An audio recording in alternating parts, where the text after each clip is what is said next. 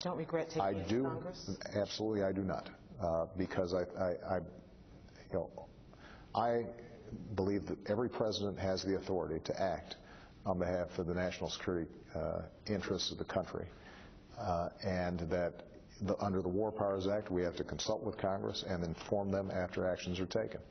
But I also believe that when it comes to an issue like this, and these are going to be the kinds of issues we have going forward, not direct attacks necessarily against the United States, not some state wanting to start a war with us, because nobody can have a direct war with us, at least without inflicting enormous damage on themselves.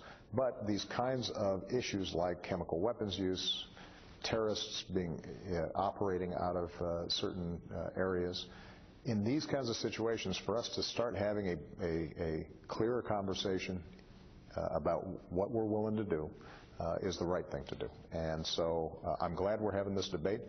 I don't think that I'm going to convince the overwhelming majority of the American people to take any kind of military action, but I believe I can make a very strong case to Congress as well as the American people about why we can't leave our children a world in which other children are being subjected to nerve gas, and that it is in our interest, if we can take a limited step that makes a meaningful difference, it's worth it for us to do that, and I firmly believe that.